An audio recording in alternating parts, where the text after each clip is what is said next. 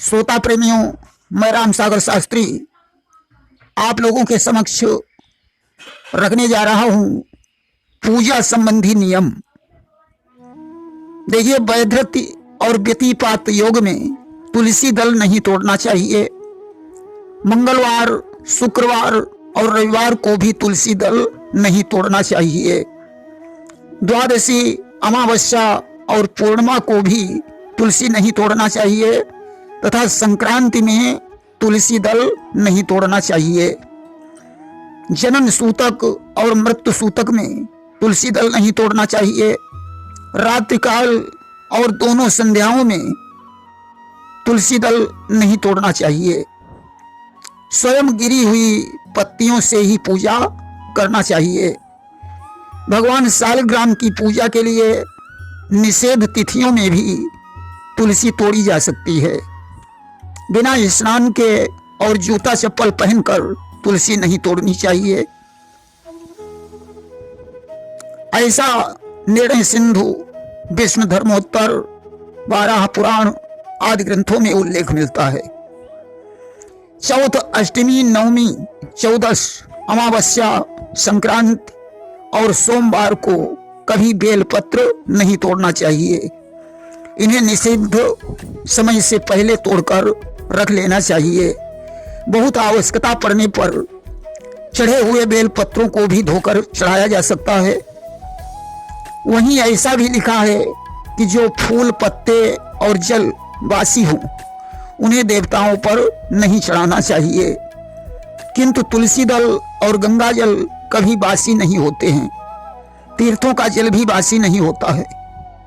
वस्त्र, जनेऊ, आभूषण में भी निर्माल्य दोष नहीं आता है। माली के घर में रखे फूल बासी नहीं होते हैं। दौना की माला भगवान विष्णु को अति प्रिय है। वे इसे सूख जाने पर भी स्वीकार कर लेते हैं। मणि, रत्न, सुवर्ण वस्त्र आदि से बनाए गए फूल कभी बासी नहीं होते हैं। इन्हें पोंछकर चढ़ाना चाहिए। नारद जी ने मानस फूल को सर्वश्रेष्ठ माना है। उन्होंने इंद्र से कहा था, हजारों फूलों को चढ़ाकर जो फल प्राप्त नहीं किया जा सकता है वह केवल एक मानस फूल से ही प्राप्त हो जाता है। भगवान पर चढ़ा हुआ फूल, सूंघा हुआ फूल, अंग से लगाया हुआ फूल निर्माल्य होता है। इन्हें नहीं चढ़ाना चाहिए। भौरे से सूंघने से फूल दूषित नहीं होता है। जो फूल अपवित्र बर्तन में रख दिया जाए या अपवित्र स्थान में उत्पन्न हो, आग से झुलस गया हो, कीड़ों से विद्ध हो, सुंदर न हो, जिसकी पंखड़ियां बिखर गई हो, जो पृथ्वी पर गिर पड़ा हो, जो पूर्णतः खिला न हो, जिसकी गंध ठीक न हो या निर्गंध हो अथवा उग्र गंध का हो, ऐसे फूलों को पूजा में कभी नहीं चढ़ाना चाहिए। जो फूल बाएं हाथ या पहने वाले अधोवस्त्र अथवा आक और रेंड के पत्ते में रखकर लाए गए हों वे फूल त्याज्य हैं। कलियों को चढ़ाना भी मना किया गया है, परंतु कमल पर यह नियम लागू नहीं है। फूल को जल में डुबाकर धोना नहीं चाहिए, केवल जल से प्रोक्षण कर देना चाहिए। फूल, फल और पत्ते जैसे उगते हैं वैसे ही इन्हें चढ़ाना चाहिए। दूब और तुलसी दल को अपनी ओर तथा बेलपत्र नीचे को मुख करके चढ़ाना चाहिए। बाकी पत्तों को नीचे या ऊपर मुख करके चढ़ाया जा सकता है। दाहिने हाथ के करतल को ऊंचा कर मध्यमा, अनामिका और अंगूठे की सहायता से फूल पत्र चढ़ाना चाहिए। पंचदेव की पूजा प्रतिदिन करनी चाहिए। आचमनी से शंख में जल डालकर पीठ पर रखना चाहिए। शंख को जल में नहीं डुबोना चाहिए तथा पृथ्वी पर नहीं रखना चाहिए। इसको चंदन फूल से पूजा करें और बाईं ओर जलपात्र, घंटा, धूपदानी और तेल का दीपक हो। घी का दीपक दाईं ओर शंख भी दाईं ओर तथा चंदन ताम्र पात्र में सामने रखें। मानस पूजा में चंदन, धूप, नैवेद्य, पुष्प का भी कई गुना फल प्राप्त होता है। पतला चंदन चढ़ाना निषेध माना गया है। पूजा पवित्र आसन पर बैठकर पूर्व या उत्तर मुख को होकर करनी चाहिए। पंचदेवों में गणेश, विष्णु, शिव, सूर्य और दुर्गा का नाम आता है। शिव की आधी प्रदक्षिणा करनी चाहिए, दुर्गा जी की 1, सूर्य की 7, गणेश की 3, विष्णु की 4 प्रदक्षिणा बताई गई हैं।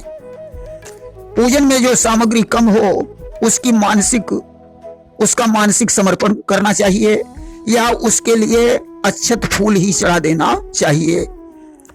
भूल कर भी गणेश जी को तुलसी पत्र नहीं चढ़ाना चाहिए, परंतु हरी दूब अवश्य चढ़ानी चाहिए। दूब में 3 या 5 पत्ती होनी चाहिए। दुर्गा जी को कभी दूब नहीं चढ़ानी चाहिए। गणेश जी को लड्डू अवश्य चढ़ाएं।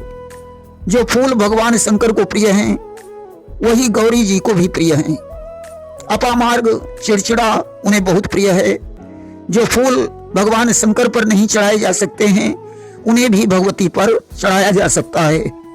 सभी लाल फूल, सभी सफेद सुगंधित फूल जैसे बेला, चमेली, केसर, श्वेत कमल, अशोक, चंपा, मौलश्री, मंदार, कनेर, आक, शंख पुष्पी के फूलों से भगवती की पूजा की जाती है।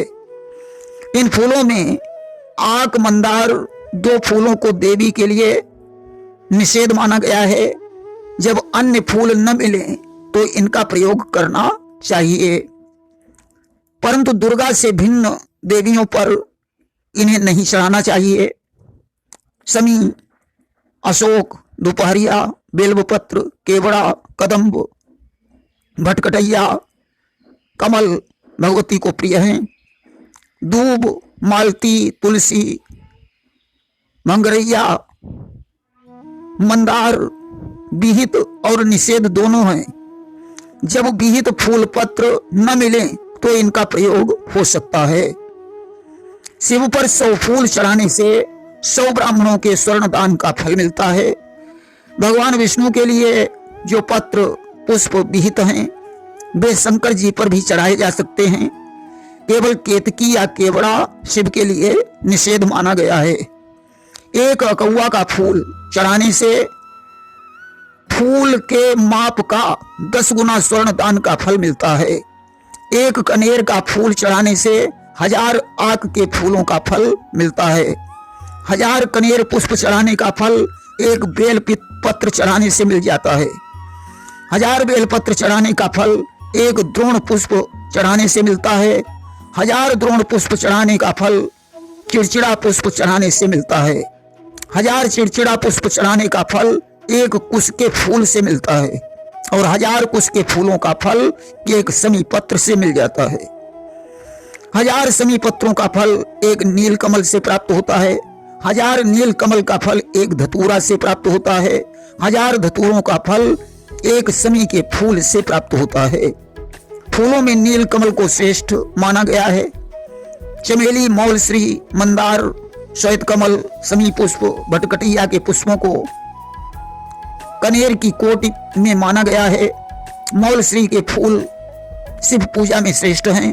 कनेर, मौलश्री, धतूरा, कांस, मंदार, समी, चिड़चिड़ा, कमल, चमेली, नाग चंपा, चंपा, शंख पुष्पी, बेला, नील कमल, लाल कमल शिव को प्रिय हैं।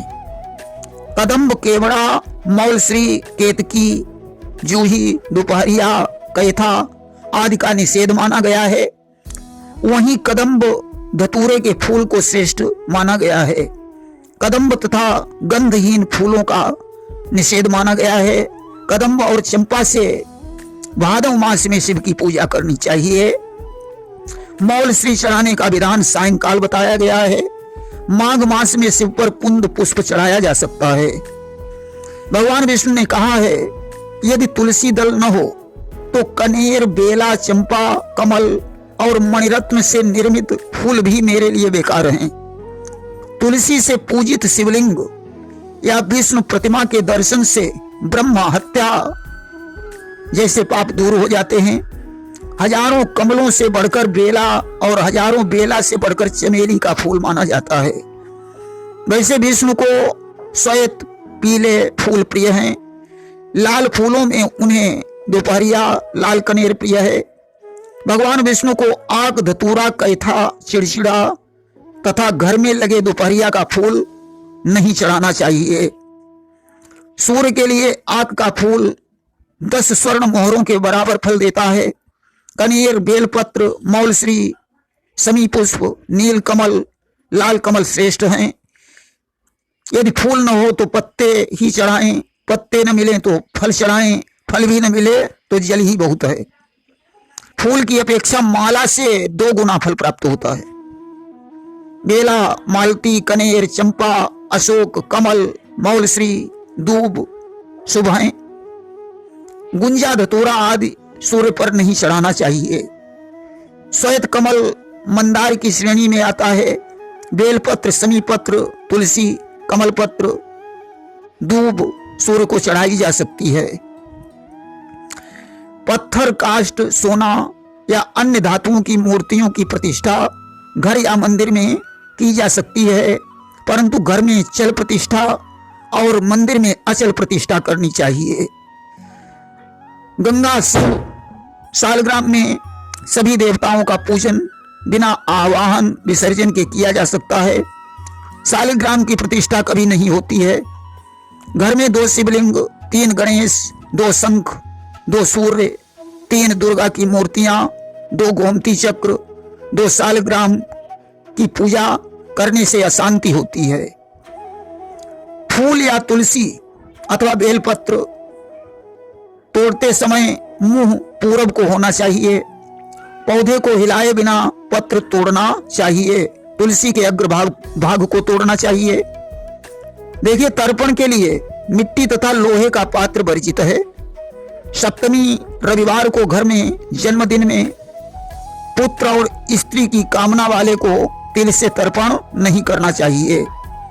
परेवा, छठ, एकादशी, शुक्रवार, कृतिका, मघा एवं भरणी नक्षत्र, रविवार तथा गजत छाया योग में तिल से मिले जल से तर्पण नहीं करना चाहिए। उसके अग्रभाग से देवताओं का, मध्य भाग से मनुष्यों का और मूल तथा अग्रभाग से पितरों का तर्पण होता है। घर में ग्रहण, पितृ श्राद्ध, व्यतिपात योग, अमावस्या तथा संक्रांति के दिन निषेध होने पर भी तिल से तर्पण किया जा सकता है। सूर्य देव को कभी भी तिल डालकर जल नहीं चढ़ाना चाहिए, इससे बीमारी बढ़ती है। शिव पर चढ़ाए हुए वस्त्र का प्रयोग नहीं करना चाहिए। शिव के चरणामृत में तुलसी की पत्तियां नहीं डालनी चाहिए। काले कपड़े पहनकर शनि की पूजा को छोड़कर किसी की पूजा नहीं करनी चाहिए। लड्डू गोपाल का नित्य पूर्ण श्रृंगार करना चाहिए। पूजन सामग्री को हमेशा पवित्र स्थल में ही विसर्जित करना चाहिए। देखिए, पूजा स्थल कभी भी दक्षिण मुख का नहीं बनाना चाहिए तथा बार बार इसे हटाना नहीं चाहिए। अगर संभव हो तो अंतिम पूजा के पश्चात पर्दा डाल देना चाहिए। घर में 6 या 9 इंच से अधिक मूर्तियों का निषेध माना गया है। पूजा घर में साफ स्वच्छता के साथ ही प्रवेश करना चाहिए। टूटी फूटी मूर्तियों को यथा समय विसर्जित कर देना चाहिए। घर में मूक शंख, जो शंख बजता न हो, नहीं रखना चाहिए। पूजा स्थल ईशान या पूर्व कोण में ही बनाना चाहिए। हनुमान जी की स्थापना करने से सदाचार का पालन करना चाहिए। मिट्टी की मूर्तियों को पूजा करने के बाद विसर्जित कर देना चाहिए। उग्र देवी देवताओं जैसे भैरव, काली, शनि आदि की पूजा घर में नहीं करनी चाहिए। मूर्तियों का मुंह दक्षिण मुंह को नहीं होना चाहिए। महाशिवरात्रि में शंकर जी पर चढ़ाया गया नैवेद्य निषेध माना गया है। इसे खाने से नरक की प्राप्ति होती है। इसलिए शिव मूर्ति के पास शालिग्राम की मूर्ति रख दी जाती है अथवा स्वयंभू शिवलिंग पर चढ़ा हुआ प्रसाद खाया जा सकता है।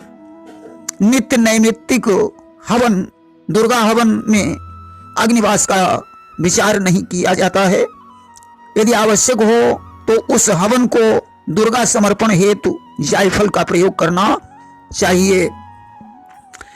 कंधे से सरक कर बाएं हाथ के नीचे आ जाने पर या गिर जाने पर या धागा टूट जाने पर, कान पर चढ़ाने से भूल जाने पर, अछूत से छू जाने पर नया जनेऊ धारण करना चाहिए।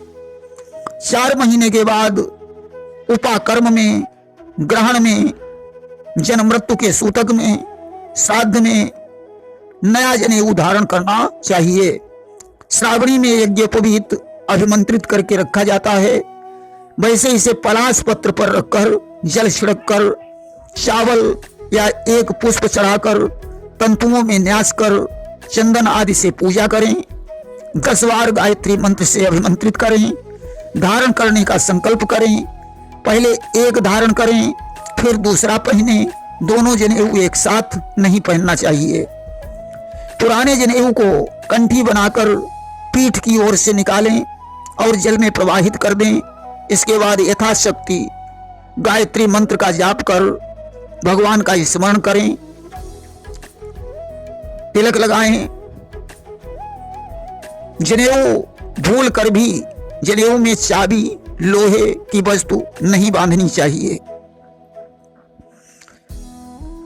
देखिए, स्वयंभू छोटा शिवलिंग घर में रखकर पूजा करने से धन धान्य की वृद्धि होती है। प्रेम से बोलिए वृंदावन बिहारी लाल की जय।